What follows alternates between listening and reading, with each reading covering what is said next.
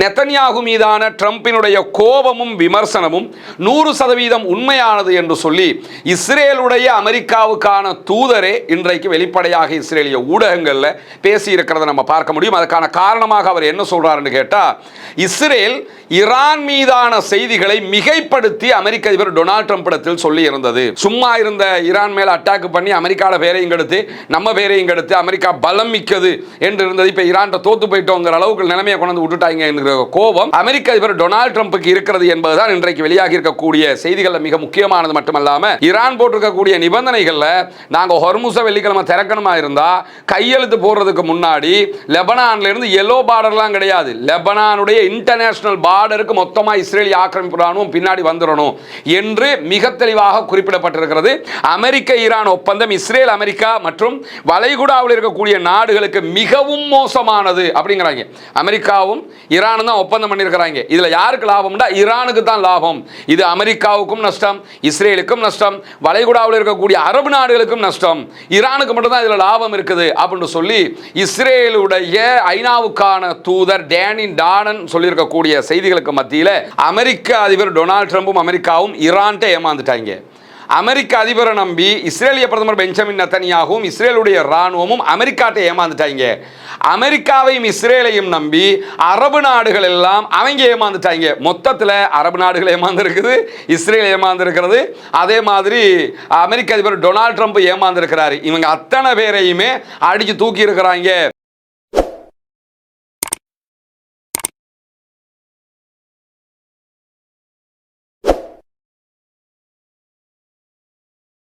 அன்பிற்கினிய சகோதர சகோதரிகளை, நம் அனைவர் மீதும் ஏக இறைவனுடைய அமைதியும் கருணையும் உண்டாகட்டுமாக என்கிற உயரிய பிரார்த்தனைகளோடு தொடர்ச்சியாக மத்திய கிழக்கினுடைய நிலை எப்படி அடுத்தடுத்த கட்டங்களுக்கு மாறி வருகிறது என்பதை நம்ம பார்த்து வரக்கூடிய சூழல்ல காசா, லெபனான் உள்ளிட்ட அனைத்து முனைகளிலும் யுத்தத்தை நிறுத்த வேண்டும் என்கிற ஒப்பந்தத்தின் கீழாக ஈரான் அமெரிக்காவோடு ஒரு ஒப்பந்தத்தை மேற்கொள்கிறது. எதிர்வருகிற வெள்ளிக்கிழமை, நாளை மறுநாள் இன்ஷா அல்லாஹ் இந்த ஒப்பந்தம் நேரடி கையெழுத்திடப்பட இருக்கிறது. அதற்கு முன்பதாக அமெரிக்க அதிபரும் ஈரானுடைய தரப்பிலிருந்து முகமது பாகர் கலீபா பாராளுமன்ற சபாநாயகர் அவர்களும் டிஜிட்டலி கையெழுத்திட்டு இருக்கிறார்கள் என்கிற செய்திகள் வெளியாகி கொண்டிருக்கக்கூடிய சூழல்ல அந்த திட்டத்தில் அவர்களுடைய சமாதான முனைப்புகளில் என்னென்ன நிபந்தனைகள் இருக்கிறது என்கிற செய்திகளும் அவ்வப்போது கசிந்து கொண்டிருக்கிறது. இன்றைக்கும் ப்ளூம்பர்க் ஒரு ஆவணத்தை வெளியிட்டிருக்கிறது. ஆனால் இந்த ஆவணங்களில் இருக்கக்கூடியது அனைத்துமே உண்மையும் இல்லை, அனைத்தும் பொய்யும் இல்லை என்கிற விதமாக ஈரானும் அமெரிக்காவும் திரும்ப திரும்ப இது தொடர்பான செய்திகளை சொல்லிக் கொண்டிருக்கிறார்கள். இந்த நேரத்தில் யூதர்கள், இஸ்ரேலியர்கள், ஜியோனிஸ்டுகள் முழுவதுமாக களத்தில் இறங்கி இந்த ஒப்பந்தத்தை எப்படி சீர்குலைக்கலாம், ஈரானும் அமெரிக்காவும் எப்பொழுதும் எதிரிகளாக இருக்கிற வரைக்கும் தான் ஈரானை வைத்து மத்திய கிழக்கில் பயத்தை காட்ட முடியும். ஈரான்காரன் ஆபத்தானவன், இஸ்ரேல் தான் ரொம்ப நல்லவங்க, இஸ்ரேலோட நீங்க ஒன்று சேர்ந்துருங்கன்னு சொல்லி எப்படி துபாயையும் பஹ்ரைனையும் மற்ற சில அரபு நாடுகளையும் இப்ராஹிம் ஆப்ரஹாம் ஒப்பந்தம் என்கிற பெயரில் இணைச்சு விட்டாங்களோ அந்த மாதிரி இணைச்சு விடலாம், அவங்களுக்கு கீழே கொண்டு வரலாம், இஸ்ரேலுக்கு கீழே என்கிற காரணத்தினால ஈரானுக்கு கீழவோ அல்லது ஈரானோடு நட்புறவாகவோ அரபு நாடுகள் இல்லாமல் இருக்கவும் அமெரிக்காவையும் இஸ்ரேலையும் மாத்திரம் நம்பி இருக்கவும் தான் இவ்வளவு காலகட்டமும் யூதர்கள் முயற்சி செய்து கொண்டே வந்தார்கள். இந்த யுத்தத்துக்கு பிறகு அது தற்போது மாற்றம் அடைந்திருக்கிறது. அதற்கான மிகப்பெரிய காரணம் என்னன்னா, இஸ்ரேல் ஈரானை பற்றி நினைத்திருந்தது ஒன்று, ஆனால் ஈரான் கொடுத்த பதிலடி வேறொன்றாக இருக்கிறது. அதே போன்று அமெரிக்கா நம்மளை பாதுகாத்துருவாங்கன்னு அரபு நாடுகள் நினைத்திருந்த நிலையில அமெரிக்கா தன்னை பாதுகாக்காது என்று தற்போது அரபு நாடுகள் உணர்கிற அளவுக்கு அரபு நாடுகளுடைய நாட்டுகளுக்கு உள்ளே இருந்த அமெரிக்காவினுடைய தளங்களை எல்லாம் அடிச்சு நொறுக்கி இருக்கிறது ஈரான். இப்படியான ஒரு சூழல்ல ஒரு ஒப்பந்தம் நெருங்கிவிட்டது. பெரும்பாலும் வெள்ளிக்கிழமை பிசிக்கலாகவே கையெழுத்து போட்டுருவாங்க. இந்த சூழல் எல்லாம் இருக்கிற நிலையில இதையும் எப்படியாவது சீர்குலைக்க வேண்டும் என்பதற்காக யூதர்கள், ஜியோனிஸ்டுகள், இஸ்ரேலியர்கள் கடுமையான பிரயத்தனங்களை மேற்கொண்டு வருகிறார்கள். இந்த நிலையில தான் இன்றைக்கு பல முக்கியமான செய்திகள் இது தொடர்பாக வெளியாகி இருக்கிறது. குறிப்பாக இன்றைக்கு வெளியாகி இருக்கக்கூடிய செய்திகளில் நெதன்யாகு மீதான அமெரிக்க அதிபர் டொனால்ட் ட்ரம்பினுடைய கோபம் நிஜமானது. மிக கடுமையாக அவர் எல்லா இடங்களிலும் நெதன்யாகுவை திட்டி தீர்த்துக்கிட்டே இருக்கிறாரு என்கிற செய்திகள் வெளியாகி இருக்கிறது. குறிப்பாக G7 மாநாடு நடைபெற்று வரக்கூடிய நேரத்தில் நேற்றைய தினம் G7 மாநாட்டுக்கு துபாய், கத்தர், அதே போன்று ஈஜிப்டினுடைய தலைவர்களை அமெரிக்க அதிபர் டொனால்ட் ட்ரம்ப் நேரடியாக வரவழைச்சிருந்தார். ஆரம்பத்தில் கத்தருடைய பிரதமரோடு பேச்சுவார்த்தைகளை நடத்தி அது தொடர்பான பல செய்திகள் வெளியாகி இருந்தது. நேற்றைய நம்முடைய வீடியோகளை நம்ம சொல்லியிருந்த நிலையில் இன்றைக்கு ஈஜிப்டினுடைய அதிபர் அப்துல் ஃபத்தா சிசி அவர்களோடு நிறைய பேச்சுவார்த்தைகளை நடத்தி இருக்கிறார் அமெரிக்க அதிபர் டொனால்ட் ட்ரம்ப் அவர்கள். இந்த சூழல்ல தான் இஸ்ரேலிய பிரதமர் பெஞ்சமின் நெதன்யாகுடனான நெருக்கத்தையும் தூர தள்ளி இருக்கிறார் அமெரிக்க அதிபர் என்கிற செய்திகள் வெளியாகி இருக்கிறது. குறிப்பாக நியூயார்க்கில் முன்னாள் இஸ்ரேலிய தூதராகவும் அதே போன்று துணை தூதராகவும் இருந்த அலோன் பிங்காஸ் உடைய பேட்டி இன்றைக்கு வெளியாகி இருக்கிறது. நெதன்யாகு மீதான ட்ரம்பினுடைய கோபமும் விமர்சனமும் 100% உண்மையானது என்று சொல்லி இஸ்ரேலுடைய அமெரிக்காவுக்கான தூதரே இன்றைக்கு வெளிப்படையாக இஸ்ரேலிய ஊடகங்களில் பேசி இருக்கிறத நம்ம பார்க்க முடியும். அதுக்கான காரணமாக அவர் என்ன சொல்றாருன்னு கேட்டா, இஸ்ரேல் ஈரான் மீதான செய்திகளை மிகைப்படுத்தி அமெரிக்க அதிபர் டொனால்ட் ட்ரம்ப் இடத்தில் சொல்லி இருந்தது. ஈரானை பத்தி, ஈரானுக்குள்ள அணு ஆயுதம் இருக்குது, ஈரான் அப்படிப்பட்ட நாடு இப்படிப்பட்ட நாடு, இஸ்ரேல் அழிச்சிரும், அதை பண்ணிரும், இதை பண்ணிரும், உங்களை எல்லாம் இல்லாமலாக்கிரும், இந்த மாதிரி இல்லாத பல செய்திகளை மிகைப்படுத்தி ஈரானை பற்றி அமெரிக்க அதிபருக்கு இஸ்ரேலிய தலைவர்கள் சொல்லி இருக்கிறாங்க. அது மட்டுமல்லாமல் ஈரானுடனான அமெரிக்காவினுடைய யுத்த நிறுத்தத்தை எப்படியாவது சீர்குலைப்பதற்கு இஸ்ரேலிய தலைவர்கள் முயற்சிக்கிறார்கள் என்கிற செய்திகளை எல்லாம் மிக தெளிவாக அமெரிக்க அதிபர் டொனால்ட் ட்ரம்ப் நம்பி இருக்கிறார். ஏன்னா அவருக்கு இந்த செய்திகள் கரெக்டா போய் இருக்குது. அதனால ஏற்கனவே நம்மளை கொண்டு போய் மாட்டி விட்டாங்க, ஈரானை பத்தி பொய்யா சொல்லி கொண்டு போய் மாட்டி விட்டாங்க. ரெண்டாவதாக என்ன பண்ணிட்டாங்கன்னு கேட்டா, இந்த ஈரானுடனான யுத்த நிறுத்தத்தையும் நாசமாக்குறதுக்கு ஏற்கனவே நம்ம போய் மாட்டிக்கிட்டோம், அடி வாங்கிட்டோம். இப்போ எப்படியாவது வெளியே போயிடுவோம்னு பார்த்தா வெளியே போகாம நம்மளை மாட்டி விடுறதுக்கு வேலை பார்க்குறாங்க என்கிறதையும் ஆழமாக அமெரிக்க அதிபர் நம்புகிறார். அது மட்டுமல்லாமல் ஈரானுக்குள்ள நம்ம அட்டாக் பண்ணினோம்னு சொன்னா ஈரான்ல இருக்கிறவங்க பூரா ரோட்டுக்கு இறங்கி போராடுவாங்க. நாங்க மொசாதை விட்டு உள்ள அதுக்குள்ள வேலை பார்த்துருக்கிறோம், உள்ள ஈரானுக்குள்ள நாட்டையே கலாப்ஸ் பண்ணி ரோட்டுக்கு இறங்கி பெரிய புரட்சி வெடிச்சிரும், நம்ம சாதாரணமாக அட்டாக் பண்ணாலே போதும் ஈரானுடைய ஆட்சி கவர்ந்துரும் என்றெல்லாம் அமெரிக்க அதிபருடைய தலையில மிளகா அரைச்சிருக்கிறாங்க. அமெரிக்க அதிபரும் என்ன பண்ணியிருக்கிறாருன்னு கேட்டா, முட்டா பயலாட்டம் உட்கார்ந்துக்கிட்டு சொல்றதையெல்லாம் கேட்டுக்கிட்டு எஸ் எஸ் நீங்க சொல்றது கரெக்டா இருக்கும்னு சொல்லிட்டு தான் இந்த ஈரானுடனான யுத்தத்துக்கு போயிருக்கிறாரு. எனவே ஈரான்ல ஆட்சி கவலும் மக்கள் எழுச்சி ஏற்படும் என்கிற தவறான வாக்குறுதிகள் எல்லாம் கொடுக்கப்பட்டு அதையும் அமெரிக்க அதிபர் நம்பி ஏமாந்திருக்கிறார் என்கிற கோபம் அமெரிக்க அதிபருக்கு இருப்பது மட்டுமல்லாமல் நெதன்யாகு தன்னை ஒரு யுத்தத்திற்கு தூண்டியதால ட்ரம்ப் பாரிய ஏமாற்றத்துக்கு தள்ளப்பட்டிருக்கிறார். நெதன்யாகு மீதும் இஸ்ரேல் மீதும் நம்பிக்கை இழந்திருக்கிறார். உண்மையிலேயே அவர் கோபமாகத்தான் இருக்கிறார் என்பதை அமெரிக்காவுக்கான இஸ்ரேலுடைய முன்னாள் தூதர் பகிரங்கமாக இஸ்ரேலுடைய ஊடகங்களில் பேட்டிகளில் சொல்லியிருப்பது மட்டுமல்லாமல் லெபனானில் இஸ்ரேலுடைய தாக்குதல்கள் மூலமாக ஈரானுடனான ஒப்பந்தத்தை எப்படியாவது முறிப்பதற்கும் சீர்குலைப்பதற்கும் நெதன்யாகு தன்னால் முடிந்த அனைத்தையுமே செய்து கொண்டிருக்கிறார் என்பதுதான் அமெரிக்க அதிபருக்கு இருக்கக்கூடிய மிகப்பெரிய கோபமாகவும் இருக்கிறது என்கிற நிலையில தான் இந்த ரெண்டு விஷயங்கள் தான் நெதன்யாகுக்கு எதிராக ட்ரம்பினுடைய கோபங்களுக்கும் தகாத வார்த்தைகளுக்கும் காரணமாக அமைந்திருக்கிறது என்று சொல்லியும், இது நாடகம் அல்ல நிஜமாகவே நடப்பது என்று சொல்லியும் அமெரிக்காவுக்கான இஸ்ரேலுடைய முன்னாள் தூதர் சொல்லியிருப்பதை நம்ம பார்க்க முடியும். ஏன்னா வெளிப்படையாகவே எல்லா இடத்துலையும் அவரை திட்டி தீர்த்துக்கிட்டே இருக்கிறார் அமெரிக்க அதிபர். என்னன்னா 80 வயசு வேற, சும்மாவே திட்டுவார், அந்த வயசுக்கு ஏற்ற மாதிரி திட்டுவார். அப்படி இருக்கும்போது இப்போ இந்த நம்ம ஏமாந்துட்டோம், நம்மளோட கடைசி கட்டத்தில் கொண்டு நம்மளை மாட்டி விட்டாங்க, சும்மா இருந்த ஈரான் மேலே அட்டாக் பண்ணி அமெரிக்காவோட பேரையும் கெடுத்து நம்ம பேரையும் கெடுத்து அமெரிக்கா பலம் மிக்கது என்று இருந்தது, இப்போ ஈரான் தோத்து போயிட்டோங்கிற அளவுக்கு நிலைமையை கொண்டு விட்டுட்டாங்க என்கிற கோபம் அமெரிக்க அதிபர் டொனால்ட் ட்ரம்புக்கு இருக்கிறது என்பதுதான் இன்றைக்கு வெளியாகி இருக்கக்கூடிய செய்திகள் மிக முக்கியமானது. மட்டுமல்லாமல் வெள்ளிக்கிழமை சுவிட்சர்லாந்தில் நடைபெறுகிற அமெரிக்க ஈரான் பேச்சுவார்த்தைகளில் தெற்கு லெபனானில் இருந்து இஸ்ரேலிய படைகள் உடனடியாகவும் முழுமையாகவும் வெளியேறுவது மிக முக்கிய இடத்தை பிடிக்கப் போகிறது. இருக்கிறது என்பது இஸ்ரேலுக்கு தற்போது தெரிய வந்திருக்கிறது. ஆனால் இதில் இருக்கக்கூடிய ட்விஸ்டே என்னன்னு கேட்டால், இந்த ஒப்பந்தத்தினுடைய எந்த தரவுகளும் இதுவரை இஸ்ரேலுக்கு கிடைக்கவில்லை. இஸ்ரேலுடைய தலைவர்களோடு அமெரிக்கா டிஸ்கஷன் பண்ணவே இல்லை. நாங்கள் ஈரானோட இதெல்லாம் பேசுகிறோம், இந்த மாதிரி ஒப்பந்தத்துக்கு போகிறோம், இதை எதையுமே இஸ்ரேலோட அமெரிக்கா பேசவும் இல்லை.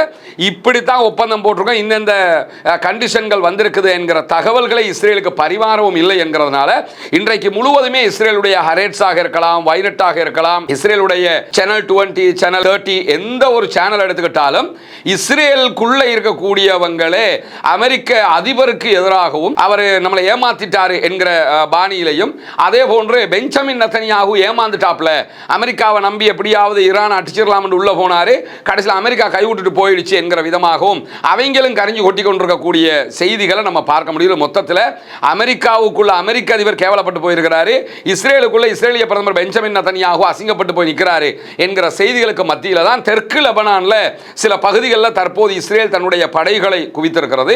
அந்த படைகளை முற்றுமுழுதாக வெளியேற்றுவது மட்டுமல்லாம இஸ்ரேல் ஆரம்பத்திலிருந்து என்ன சொல்றாங்கன்னா, நாங்கள் எல்லோ பார்டர்னு ஒன்று வச்சிருக்கிறோம், காசாவுக்குள்ள வச்சிருக்கிற மாதிரி ஒன்று வச்சிருக்கிறோம், நாங்கள் ரிட்டர்ன் வர்றதாண்டா எல்லோ பார்டர் வரைக்கும் தான் வருவோம் சொல்லியிருக்கிறாங்க. ஆனால் ஈரான் போட்டிருக்கக்கூடிய நிபந்தனைகளில் நாங்கள் ஹொர்முஸை வெள்ளிக்கிழமை திறக்கணுமா இருந்தால் கையெழுத்து போடுறதுக்கு முன்னாடி லெபனான்ல இருந்து எல்லோ பார்டர்லாம் கிடையாது, லெபனானுடைய இன்டர்நேஷனல் பார்டருக்கு மொத்தமாக இஸ்ரேலி ஆக்கிரமிப்பு ராணுவம் பின்னாடி வந்துடணும் என்று மிக தெளிவாக குறிப்பிடப்பட்டிருக்கிறது. அமெரிக்காவை மீறி தன்னுடைய படைகளை அங்கே வைத்துக் கொண்டிருக்கவும் முடியாது இஸ்ரேலுக்கு. இஸ்ரேல் படைகளை வைத்துக் கொண்டிருந்தால் ஈரான் ஒப்பந்தத்தில் கையெழுத்திடாமல் பின்வாங்குவதற்கான வாய்ப்புகளும் இருக்கிற காரணத்தினால இப்ப என்ன பண்றது என்று தெரியாம தற்போது இந்த செய்திகள் ஊடகங்களுக்கு கசிந்து விட்டால், குறிப்பாக இஸ்ரேலுடைய ஊடகங்களுக்கு இந்த நிபந்தனை ஆதாரத்தோட கிடைச்சிருச்சுன்னு சொன்னா அது தனக்கு மிகப்பெரிய பின்னடைவாக மாறிவிடும் என்பதையும் இஸ்ரேலிய பிரதமர் பெஞ்சமின் நெதன்யாகு தற்போது கவலையோடு கருதி கொண்டிருக்கிறார் என்கிற செய்திகளும் இன்றைக்கு வெளியாகி இருக்கக்கூடிய சூழல்ல தான் இன்றைக்கு மேலதிகமாக ப்ளூம்பர்க் கசிய விட்டிருக்கக்கூடிய ஆவணங்கள் உண்மையும் இல்லை, மொத்தமாக பொய்யும் இல்லை என்கிறது IRGC, ஈரானுடைய புரட்சிகர ராணுவ பிரிவு. ஏன்னா ப்ளூம்பர்க்கினுடைய ஆவணத்தில் ஒரு 14 கண்டிஷன், ஏற்கனவே நம்ம 2 வீடியோவில் அதை சொல்லியிருக்கிறோம், ஈரானுக்கும் அமெரிக்காவுக்கும் இடையிலான ஒப்பந்தத்தில் என்ன எல்லாம் இருக்குதுன்னு. அந்த ஒப்பந்த பிரகாரம் 14 கண்டிஷன்கள் இருப்பதாக சொல்லப்படுகிறது. அதில் ப்ளூம்பர்க் வெளியிட்டிருக்கக்கூடிய ஆவணங்கள் பிரகாரம் அனைத்துமே உண்மை இல்லை, அதே நேரத்தில் அனைத்துமே பொய்யும் இல்லை.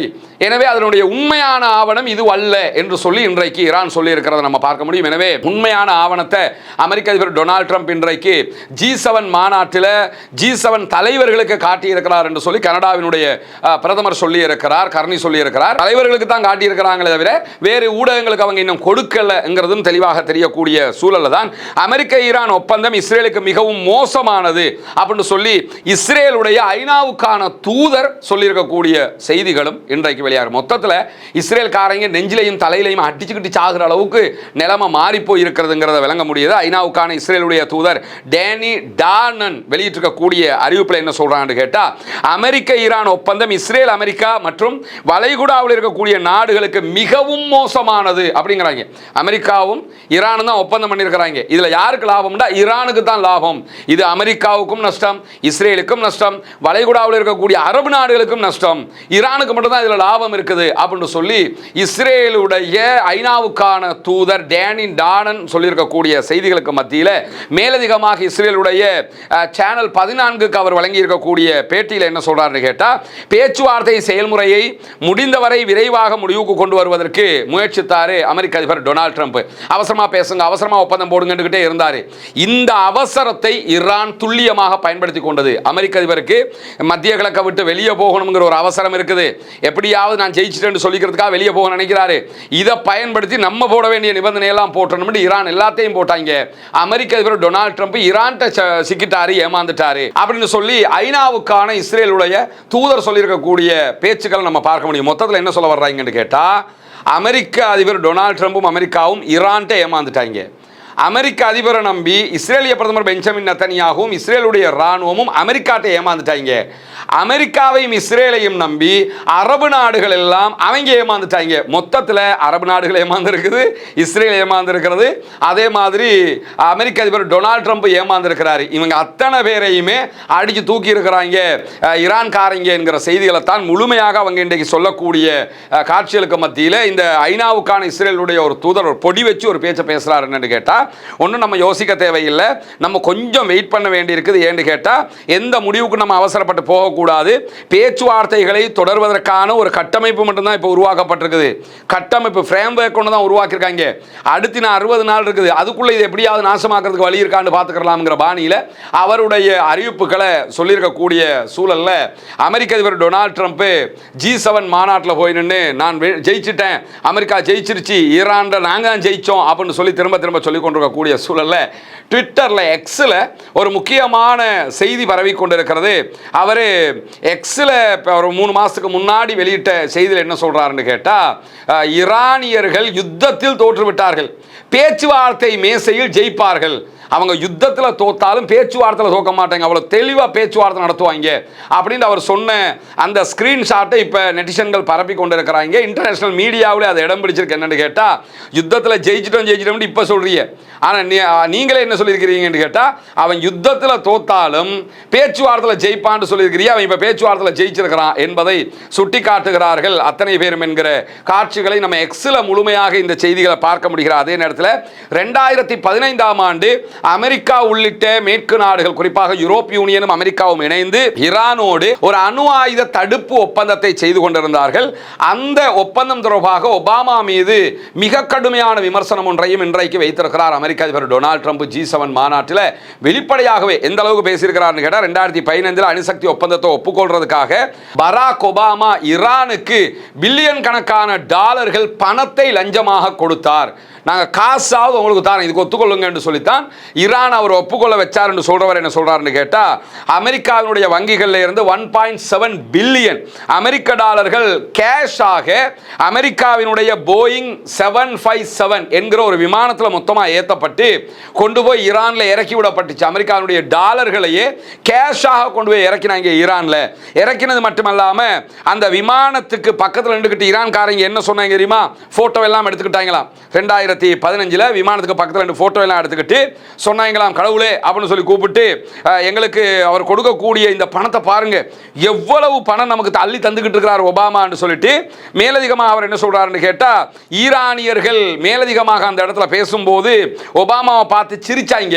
சிரிச்சுட்டு என்ன சொன்னாங்களாம்னு கேட்டால் ஒபாமா ஒரு முட்டாள் நாயினுடைய மகன் அப்படின்னு சொல்லி சொன்னாங்க. 2015 ஈரான்காரங்க அமெரிக்க அதிபராக இருந்த ஒபாமாவை ஒரு முட்டாள் நாயினுடைய பிள்ளை அப்படின்னு சொல்லி ஏசினாங்க அப்படின்னு சொல்லி 2026 உட்கார்ந்துக்கிட்டு அமெரிக்க அதிபர் சொல்றாரு. அது எதுக்கு சொல்ல வர்றாருன்னு கேட்டால் நான் செஞ்சிருக்க ஒப்பந்தம் எப்படி தெரியுமா, கிழிச்சாரு, அந்த ஆளே போய் சரணடைஞ்சிருக்கிறாரு, முட்டுக்கால நின்றுக்கிட்டு இருக்கிறாரு.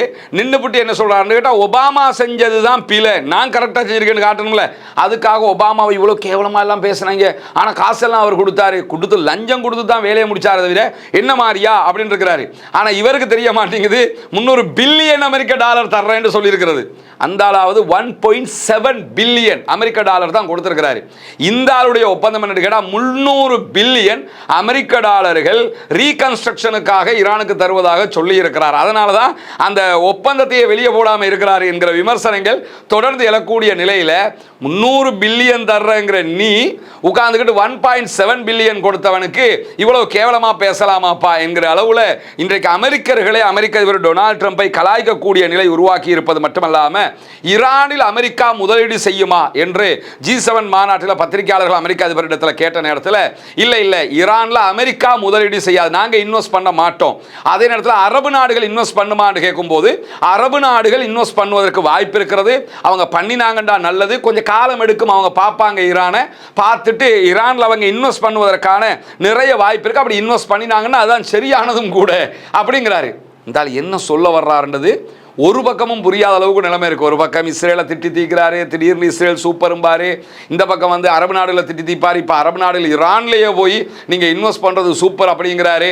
என்ன ஈரானை அழிப்பேன், ஈரானை இல்லாமலாக்குவேன், ஈரான்கிட்ட இருந்து அதை பிடுங்குவேன் இதை பிடுங்குவேன்ட்டு வந்தவர் கடைசியில் ஈரானில் இன்வெஸ்ட் பண்ணுவாங்க, பண்ணுறது தான் சூப்பர் என்று சொல்லுகிற அளவுக்கு நிலைமை மாறி போயிருக்கக்கூடிய சூழலில் இன்றைக்கும் பாலஸ்தீனத்தினுடைய வெஸ்ட் பேங்க் மேற்கு கரை பகுதிகளில் இருக்கக்கூடிய ஜில்ஜில்யா என்கிற ஒரு பகுதி, அதே போன்ற மஸ்ரா அல் நுபானி என்கிற ஒரு பகுதி, இந்த பகுதிகளில் இருந்து அப்பாவி பாலஸ்தீன மக்களுடைய புனித பள்ளி வாயில்களை தீ வைத்து எரித்திருக்கிறது இஸ்ரேலிய ஆக்கிரமிப்பு இராணுவமும் இஸ்ரேலுடைய பாலஸ்தீன மக்களின் இடங்களை ஆக்கிரமிக்கக்கூடிய ஆக்கிரமிப்பாளர்களும் என்கிற கவலைக்குரிய செய்திகளும் வெளியாகி இருக்கக்கூடிய சூழலில் தான் சோமாலிலாந்தினுடைய பாதுகாப்பு அமைச்சர் இன்றைக்கு இஸ்ரேலிய தலைநகர் டெல் அவீவ்ல ஒரு பேச்சு பேசியிருக்கிறார். அதில் அவர் என்ன சொல்றாருன்னா, சோமாலிலாந்தினுடைய படைகளுக்கு இராணுவத்திற்கும் அதே போன்று போலீஸ் பிரிவுகளுக்கும் இஸ்ரேலிய ஆக்கிரமிப்பு இராணுவம் பயிற்சி தருகிறது.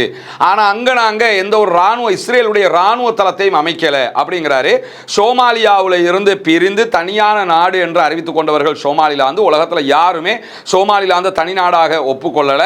முதல் தடவையாக இஸ்ரேல் தான் சோமாலிலாந்தை தனி நாடாக ஏற்றுக்கொண்டிருப்பது மட்டுமல்லாமல் சோமாலிலாந்துக்கு தேவையான இந்த மாதிரியான பாதுகாப்பு உதவி என்கிற பெயரில் சோமாலியாவுக்கு மத்தியில் குறிப்பாக ஆப்பிரிக்காவுக்குள்ள ஒரு பெரிய குழப்பத்தை உண்டாக்கும் விதமாக அவர்களுக்கு தேவையான பயிற்சிகளையும் ஆயுதங்களையும் மொத்தமாக கொடுத்து கொண்டிருக்கிறது என்கிற செய்திகள் வெளியாகி கொண்டிருக்கிறது. பொறுத்திருந்து பார்ப்போம் என்னவெல்லாம் நடக்கிறது என்பதை. தொடர்ந்து இணைந்திருங்கள் ரஸ்மின் மைசி நியூஸ் மற்றும் ரஸ்மின் டாக்ஸ் ஆகிய 2 சேனல்களோடு வரக்கூடிய உண்மை செய்திகளை உடனுக்குடன் கொண்டு வந்து தருவதற்கு நாம் தயாராக இருக்கிறோம். ஆக்கிரமிப்புகள் ஓய வேண்டும், ஆக்கிரமிப்பாளர்களும் ஓய வேண்டும் என்கிற உயரிய பிரார்த்தனைகளோடு ஆக்கிரமிப்பாளர்களுக்கு எதிராக தொடர்ந்தும் ஜனநாயக ரீதியாக குரல் எழுப்புவோமாக.